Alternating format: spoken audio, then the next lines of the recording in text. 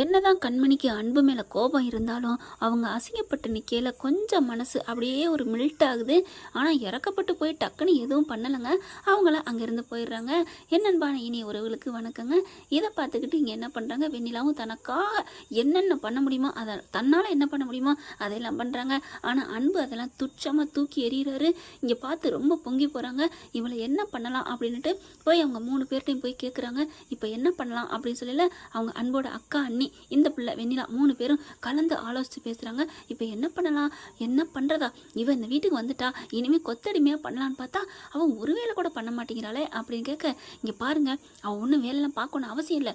நான் நினச்சா 2 வேலைக்காரங்க கூட வைப்பேன். அவள் தேவையில்லை. என்ன நீங்கள் ஏன் அவளையே மறுபடியும் வேலைக்குன்னு சொல்கிறீங்க? அவன் நமக்கு வேணாம். சரி வேணாம், ஆனால் எப்படி வெளியேற்றுறது அதானே தெரியல. உங்கள் தம்பி தான் தலை மேலே தூக்கி வச்சுட்டு ஆடுறாரு நீ அப்படின்னு வெண்ணிலா சொல்ல, ஆமாம் வெண்ணிலா, நான் என்ன பண்ணுறது, அவன் ஒன்று கூட புரிஞ்சுக்கவே மாட்டேங்கிறான். அவள் தான் வேணான்னு கத்துறா, ஆனால் இவன் புரிஞ்சுக்கவே மாட்டேங்கிறானே. சரி விடுங்க, இப்போ அடுத்து என்ன பண்ணலாம் அதை மட்டும் சொல்லுங்கள். பாட்டிக்கிட்ட போய் பேசுவோம் வாங்க அப்படின்னு பாட்டிக்கிட்ட போகிறாங்க. பாட்டி பார்த்தீங்கன்னா அப்படியே தலை வலிக்கிறதுக்கு அப்படியே தலையை தடவிட்டே இருக்க, போயிட்டு பாட்டி அப்படின்னு கிட்டக்க போகிறாங்க.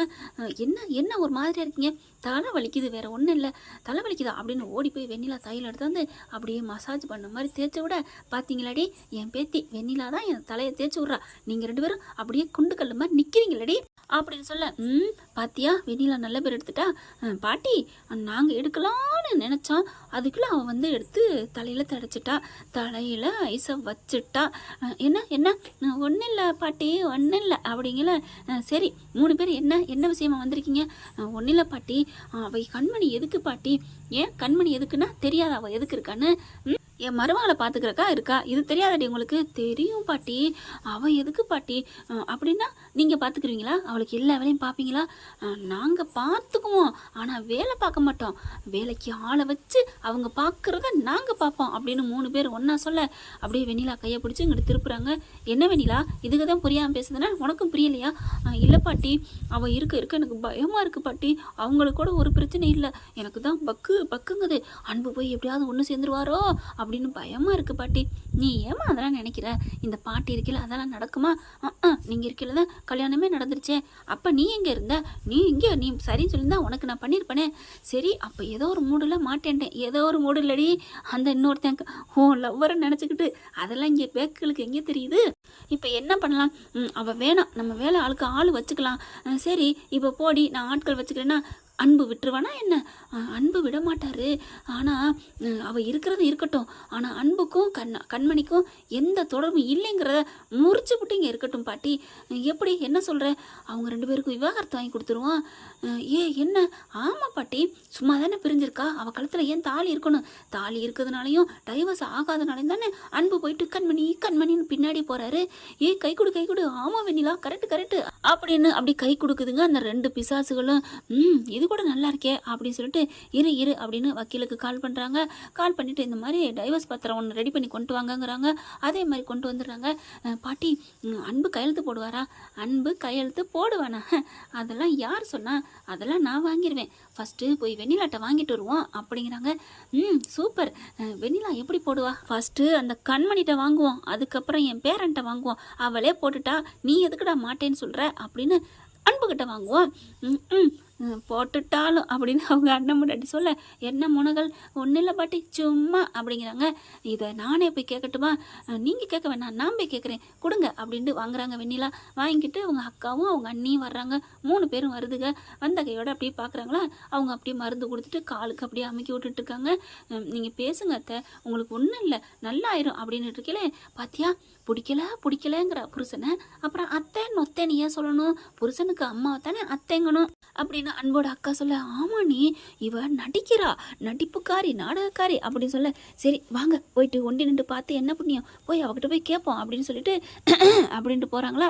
அப்படியே நிமிந்து பார்த்துட்டு அப்படின்னு திரும்ப கொழுப்பை பார்த்தியா இவளுக்கு ரொம்ப திமிரு வச்சு போச்சுல்ல. முன்னாடி இந்த வீட்டில் இருக்கையில அப்படியே என்ன நீ என்னக்கா அப்படின்னு எவ்வளோ பதுசாக இருந்தா, வெளியில் போனால் அப்படியே சுதந்திரமாக தனிக்காட்டு ராஜா மாதிரி ரொம்ப பண்ணுறாளே. அதை விடுங்க, நமக்கு வந்த காரியத்தை முடிப்போம் அப்படின்ட்டு கண்மணி அப்படின்னு வெண்ணிலா கேட்க, என்ன நான் இங்கே தானே இருக்கேன், ஏன் கத்துறீங்க? வெண்ணிலா குரல் கேட்டோன்னே அப்படியே அத்தை கண்ணை முழிச்சு அப்படியே சைடில் பார்க்குது. வெண்ணிலாவை பார்த்த உடனே செம்ம காண்டாகுதுங்க நம்ம சிவகாமி அம்மா. அப்படி பார்த்தோன்னே அப்படியே ஏய் அப்படின்னு சொல்லிட்டு கண்மணி கண்மணி அப்படிங்குது. அத்தை அத்தை அப்படின்னு போக இவ ஏன் அப்படிங்கிறது போக சொல்லுது. நீங்கள் கொஞ்சம் வெளில போகிறீங்களா, அத்தை ஒரு மாதிரி நினைக்கிறாங்க போங்க அப்படிங்கிறாங்க. எவ்வளோ ஏத்தம் பத்தியா இந்த கிழவிக்கு அப்படின்னு சொன்னோன்னே அவங்க அக்கா மகளுக்கு வந்து கோவம் வருதுங்க. ஆயிரம் தான் இருந்தாலும் பெத்த பிள்ளை இல்லையா. வெண்ணிலா என்ன நீ இப்போ சொன்ன? ஐயோ இவ இருக்கிறது தெரியாமல் சொல்லிவிட்டோமா அண்ணி, நான் சும்மா சொன்னேன், அவளை நினச்சிக்கிட்டே அத்தையை சொல்லிவிட்டேன், நீங்கள் எதுவும் நினைக்காதீங்க, சும்மா சும்மா அப்படின்னு சொல்லிட்டு வாங்க நம்ம வெளில போவோம் அப்படிங்கிறாங்க. பார்த்தா வெளியில் வர்றதுக்குள்ளே இந்த பிள்ளை என்ன பண்ணுது, நீங்கள் தூங்கத்த அப்படின்னு வாசலுக்குள்ளே வந்துடுதா. அங்கனே நிற்கிதுங்க எல்லாம்.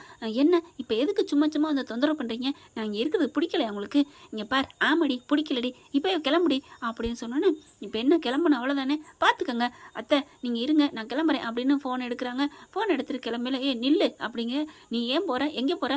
நான் ஏன் போகிறேன், எங்கே போகிறேன்னா என் வீட்டுக்கு போகிறேன், நீங்கள் இருக்க வேணான்னு சொல்லிட்டீங்க நான் போகிறேன். ஓ அப்போ நாங்கள் சொன்னால் உடனே கேட்பியா அப்படின்னு வெண்ணிலா கேட்டோன்னே, இங்கே பார் நீ சொன்னேங்கிறக்கால நான் கேட்டுக்கிட்டுலாம் போகல, எனக்கு தேவையில்லை, பிடிக்காத இடத்துல எதுக்கு இருக்கணும், மதியாதார் தலைவாசல் மிதிக்காதேன்னு இருக்கு, நான் கிளம்புறேன். சரி மிதிக்க வேணாம், மதியாதார் தலைவாசல் மிதிக்காதேன்னு சொல்கிற ஆள் அந்த வீட்டு தாலியை மட்டும் நீ ஏன் எடுத்துகிட்டு இருக்க, அந்த வீட்டுக்கு ஏன் மருமகளை இன்னும் தொடர்பில் இருக்க அப்படின்னு கண்மணி நின்று பார்க்குறாங்க. என்ன சொல்கிற, அந்த தாலி எதுக்கு வச்சுருக்க, கழட்டி கொடுக்க வேண்டியதானே. உடனே கண்மணிக்கும் வருது, இது ஒன்றும் சாதாரண கொடி இல்லைம்மா, அத்து போட்டு போகிறதுக்கு முறைப்படி விவாகரத்து வாங்கிட்டு தான் கொடுப்பேன். ஓ அப்போ நீ விவாகரத்து வாங்குவியா அப்படின்னு சொல்ல அப்படி பார்க்குறாங்க. ஏன் உனக்கு என்ன, நான் எப்போ வேணாலும் விவாகரத்து வாங்குவேன், வாங்காமல் போவேன், உனக்கு என்ன அப்படின்னு சொல்லிட்டு திரும்ப இங்கே பாரு எங்கே போகிற, என் பர்ஸ் இருக்குது எடுக்க போகிறேன் அப்படிங்கிற உள்ளுக்கு வந்துடுதுங்க மறுபடியும் ரூம்குள்ளே. இங்கே பாரு கண்மணி நீ முறைப்படி விவாகரத்து கொடுக்கத்தானே இருக்கிற, ஆமாம் அப்படின்னா நீ சைன் போட்டு கொடு, நான் கண்டிப்பாக போடுவேன் தான், ஆனால் இப்போ இல்லை. அதை என்ன இப்போ இல்லை அப்படிங்கிற, அதெல்லாம் வக்கீல பார்க்கணும், நீ ஒன்றும் பார்க்க வேணாம் கண்மணி, இதோ நாங்களே ரெடியாகி வந்துட்டோம் அப்படின்னு பத்திரத்தை எடுத்து வெண்ணிலா நீட்ட அப்படியே கண்மணி ஆடி போகுது. ஓ எல்லாம் திட்டத்தோடு வந்திருக்கியாடி, அப்போ இப்போ தான் புரியுது எல்லாம் ஓன் திட்டம் தானா அப்படின்னு சொல்லிட்டு இருக்கீங்களே. கண்மணி கண்மணி அப்படின்னு பார்க்குது. அப்படி நம்பாதங்கிற மாதிரி அத்தை ஏதோ வெண்ணிலா பார்த்து சொல்ல நினைக்கிறாங்க, ஆனால் அவங்களால சொல்ல முடியலை, அந்த உண்மையை தெரிஞ்சுக்காம போகக்கூடாதே அப்படிங்கிற அப்படின்னு கழுத்தில் கையை வச்சு காமிக்கிறாங்க. என்ன கழுத்தில் என்ன கொலை பண்ண போகிறாளா என்ன, இல்லை இந்த நிலைமைக்கு இவ தான் காரணமா, ஏத்த வெண்ணிலா தான் காரணமா உங்களுக்கு இந்த நிலைமைக்கு ஆளாக அப்படின்னு சொல்ல, அப்படியே ஆமாம் ஆமாம் அப்படின்னு சொல்ல இதுக்கு மூணு இங்கிட்டு நிற்கிதுங்க. எப்படியா சைன் வாங்கிடணும் அப்படிங்கிற அந்த இதுலேயே பேசிக்கிட்டு இருக்கிறதுனால இவங்க ரெண்டு பேரும் பேசுகிறத பார்க்க முடியல. கண்மணிக்கு தூக்கி வாரி போடுது. என்னத்த அப்படின்னு கேட்க, ங்குது என்னத்த சொல்கிறீங்க, இவ வந்து உங்களை என்ன பண்ண பார்த்தா அப்படிங்கிற அப்படின்னு மண்டை ஆட்டுது. ஐயோ இதுக்கு காரணம் ஏதோ கண்மணியை வெண்ணிலாவை தான் இருப்பா போல இருக்கே அப்படின்னு கண்மணி நினைக்க, அதுக்குள்ளே ஏய் கையெழுத்து போட்டு தரியா இல்லையா அப்படின்னு கோவமா கத்த, அப்படியே என்ன நினச்சிட்டு இருக்கு அப்படின்னு செம்மதோட ஒத்த விரலை தூக்கி, இங்கே பார் உனக்கு அவ்வளோதான் மரியாதை, நீ என்கிட்ட வாங்கி கட்டிகிட்டே இருக்கணுமா அப்படின்னு கண்மணி கேட்க அப்படியே ஆடி போகுது. என்ன ரொம்ப பேசுகிற, உனக்கு பிடிக்கலன்னு சொன்னதுனால நான் சைன் கேட்டேன், போட்டு கையெழுத்து போட்டு போயிட்டே இருக்க வேண்டியதானே அப்படின்னு சொன்னோன்னே டக்குன்னு வாங்குறாங்க. வாங்கி பார்க்குறாங்களா, அங்கே அப்படியே பார்த்துட்டு இருக்காரு அன்பு. ஐயோ சைன் போட போகிறாளா, வேணான்னு சொல்ல போகல பரட்டுன்னு டாரா கிழிச்சு, யாருக்குடி கையெழுத்து கேட்குறது, நீ யார் கையெழுத்து கேட்குறதுக்கு, டைவர்ஸ் வேணும் அப்படின்னா என் மாமியார் என் மாமனார் அவங்களோட பாட்டி இல்லையா என் புருஷன் அன்பு அவங்க கேட்டால் நான் பார்த்துக்கிறேன், ஆனால் நீ கேட்டு நான் கையெழுத்து போடணும் அவசியம் இல்லடி, எனக்கு எல்லாம் தெரியும், எப்போ கையெழுத்து போடணும், எப்போ டைவர்ஸ் கொடுக்கணும், இல்லை டைவர்ஸ் கொடுக்குறதா வேணாமா அப்படிங்கிறதெல்லாம் ஏன் மூட பொறுத்து இருக்கு, அதனால அப்படின்னு வாயில் கையை வச்சு போயிட்டே இருக்கியா மூடிக்கிட்டு அப்படிங்கிற மாதிரி சொல்ல அப்படியே ஆடி போகுதுங்க மூணு. ஐயோ வெண்ணிலா அக்கா நீ வாக்கா வா, நீ சீக்கிரம் வா அப்படின்னு சொல்லிட்டு மூணு பேர் அங்கே எஸ்கேப் ஆகி போகுதுங்க. அக்கா இருங்க கண்ணி, அவளை போய் நான் உண்டு இல்லைன்னு பண்ணிட்டு வரேன். ஐயோ வேணாம், அவள் தான் கிழிச்சு கட்டுறா, இந்த கிழிக்கிறா, இவ எல்லாத்துக்கும் ரெடியாக தான் இருக்கா, வா அப்படி சொல்லி கூப்பிட்டு போகிறாங்க. ஏய் அப்படின்னு மறுபடியும் வர, அடி வாடி அப்படின்ட்டு போகிறாங்க. அப்படியே சந்தோஷம் தாங்கலை அன்புக்கு.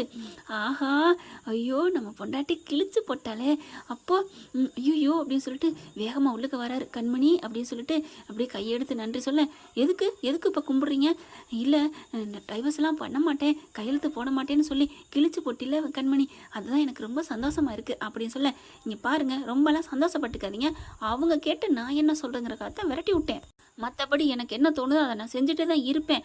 அடி பாவி, கொஞ்சம் கூட மனசாட்சி இல்லாமல் இப்படி மல்லு கட்டி நிற்கிறாளே அப்படின்ட்டு, இப்போ நீங்கள் கிளம்புறீங்களா அப்படிங்கிறாங்க. ஆஹா, என்னதான் இருந்தாலும் கையெழுத்து போடலைல்ல, நம்ம மேலே கொஞ்சமாவது இருக்குது பாசம், அதனால அவள் போடலை. நம்ம மேலே கோவம் இருந்திருந்தா இந்நேரம் கையெழுத்து போட்டு கொடுத்துருப்பா. கண்மணி கண்மணி அப்படின்னு சொல்லிட்டு சந்தோஷம் தாங்கலை. அங்கேருந்து ரொம்ப ஹாப்பியாக போகிறாரு. என்ன ஃப்ரெண்ட், இப்படி போனால் நல்லா தானே இருக்கும். பார்க்கலாம் என்ன நடக்க போகுதுன்னு. இந்த பதிவு உங்களுக்கு பிடிச்சிருந்துச்சுன்னா உங்கள் பொண்ணான கையில் ஒரு லைக்கை போட்டு சப்ஸ்கிரைப் பண்ணிடுங்க. Thank you friends.